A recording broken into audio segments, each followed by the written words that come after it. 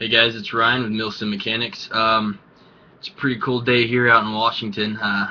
Just got back from outside. I actually went and grabbed some of my gear. I wanted to show you some of the things that I have and talk a little bit about a setup that I'm running for my weapon system.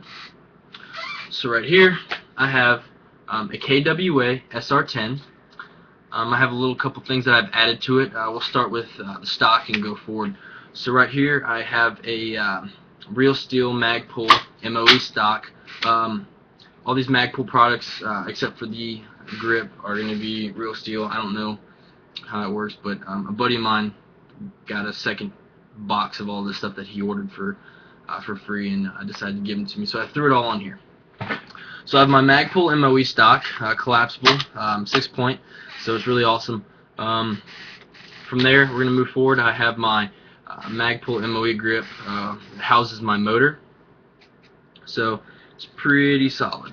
Other than that, I have a Magpul trigger guard, and then I have a magwell, a rubber magwell protector. The magwell protector, I can't really tell you who it's made by. I'll put it in the description. I'll have to go look. Extremely awesome, extremely ergonomic, feels great in the hand, especially if you're one of those guys that like to grab the magwell. And maybe habit for some of you guys, even though you have a drop down or an AFG right in front of you, but it's just natural like that for some people, so it's completely understandable. Up on top here I have some Replica backup iron sights. They're supposed to replicate the Magpul sights, so I can get them for about $10 a piece for the front and back, so about $20 for the whole setup. Again, moving forward from here, I have my Replica EOTech holographic sight. It's just a red dot sight with green and red reticles. You can adjust the brightness if you're indoors. You might want it a little bit lower if it's darker. If you're outdoors, it needs to be a little bit brighter so that sun doesn't completely dissipate the reticle. So it's super cool.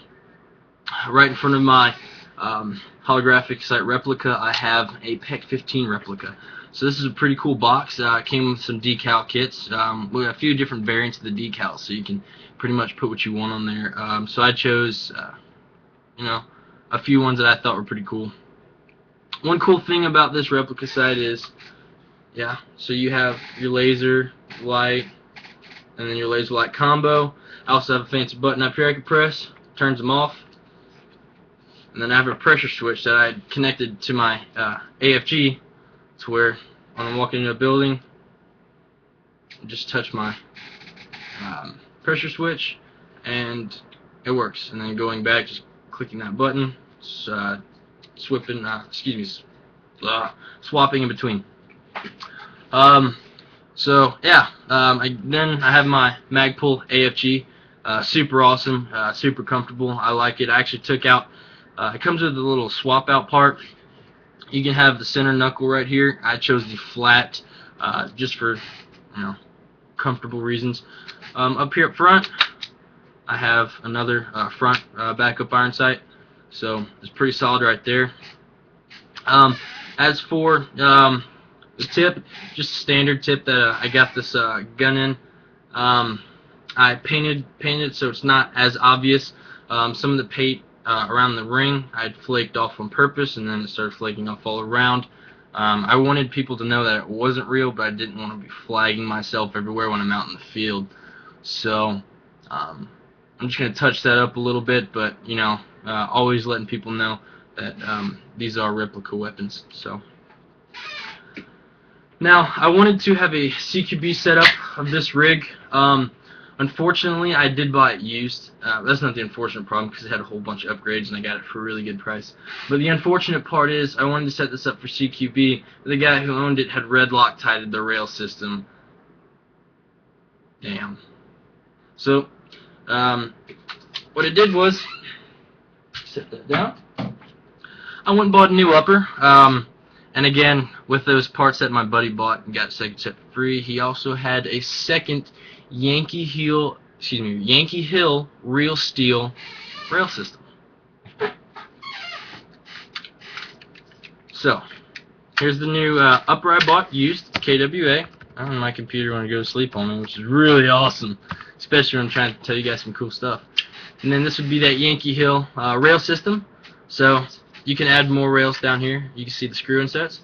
Up top, set up, it's got a little spacer here, so if you're running just a standard regular barrel, you can put their specified Yankee Hill sights on there, which were designed to go with this rail system, but I want to hold the other different way with it.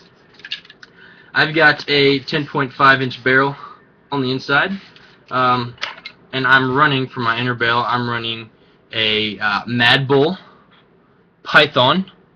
So it's the version 2, the black Python type bore. Super great barrel, super accurate. I ran it for the first time this Friday at the Friday night fight out in Spokane Airsoft and Paintball, and man, it was great. It was shooting super accurate. It was just wonderful.